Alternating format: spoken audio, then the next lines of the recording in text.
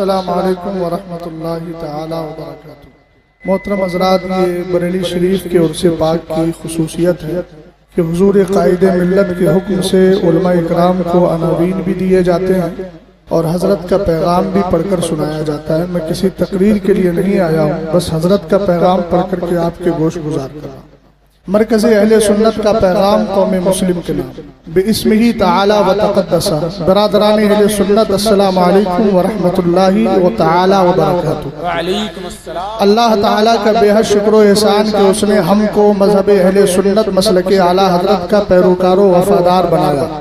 بلا شبہ یہی وہ مذہب مہذب ہے کہ جس کے ماننے والوں کو بفضلہ تعالی بروز قیامت چہروں کی تابناکی حضور صلی اللہ تعالی علیہ وسلم کی شفاعت عظمیٰ اور جنتی عیش و آرام حاصل ہوگا، بس شرط اتنی ہے کہ ایمان و عقیدے کی حفاظت کی جائے اور اس کو رفض و نسب و خروج اور کفر و شرک کی آلودگی سے پاک رکھا جائے اور نیک اعمال کا خاص خیال رکھا جائے۔ اسی مقصد کے پیش نظر مرکز اہل سنت آپ حضرات کو مندرجہ ذیل ہدایات کرتا ہے اور مضبوطی کے ساتھ عمل پیرا ہونے کی تلقین کرتا ہے۔ نمبر 1، اپنے بچوں اور بچیوں میں بچپن ہی سے دینی ماحول جیسے نماز روزی کی ادائیگی، اوراد و وظائف کا التزام، تلاوت قرآن اور دینی کتب کے پڑھنے کا ذوق پیدا کریں اور ان کو کفر و گمراہی اور حلال و حرام کے مسائل سے واقف کرائیں تاکہ وہ صحیح اور غلط کے مابین فرق کر سکے، اور بچیوں پر خاص نگاہ رکھیں کہ وہ عصری تعلیم کے نام پر فتنہ ارتداد کا شکار بنائی جا رہی ہیں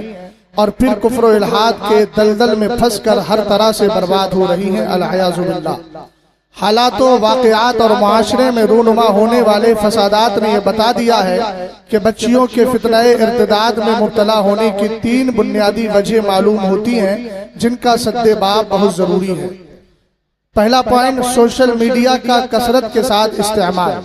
دوسرا، لڑکے اور لڑکیوں کی مخلوط تعلیم۔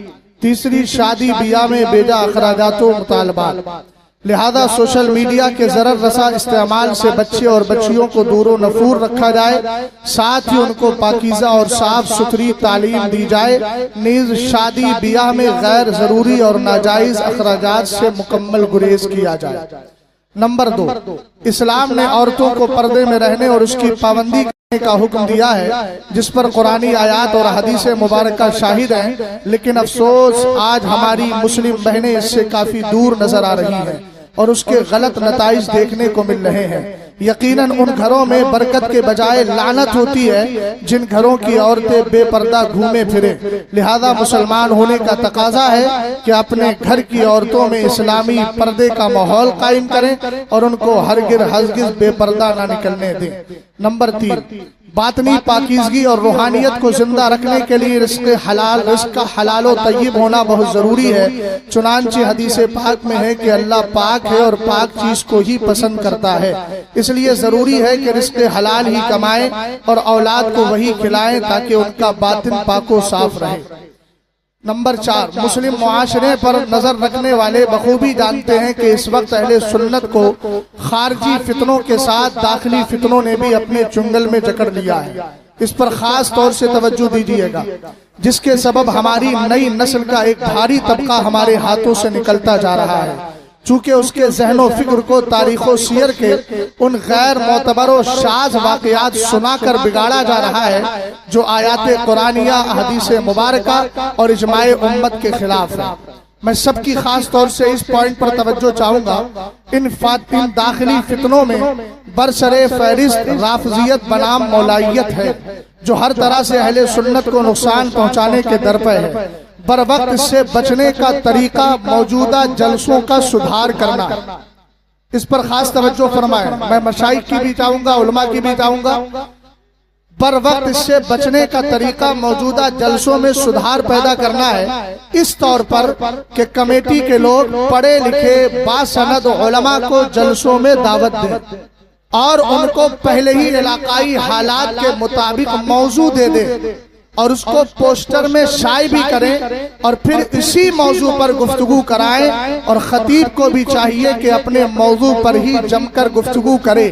کسی کی تعریف میں غلو، مبالغہ آرائی، جھوٹی شان بیان کرنے سے مکمل اجتناب کیا جائے، اور ساتھ ہی انداز تبلیغ شائستہ اور صاف ستھرا رکھا جائے، اور دوران تقریر مہذب اور عمدہ الفاظ کا استعمال کرے، چونکہ حدیث پاک میں ہے ایاکا وما یسول اذنا، یعنی ایسے الفاظ سے بھی بچو جو سننے میں برے لگے۔ اللہ تعالی ہم سب کو شریعت مطہرہ پر قائم و دائم رکھے اور اسی پر موت نصیب فرمائے، آمین بجاہ سید المرسلین فقیر محمد اسجد رضا خان قادری، مرکز اہل سنت بریلی شریف۔ السلام علیکم۔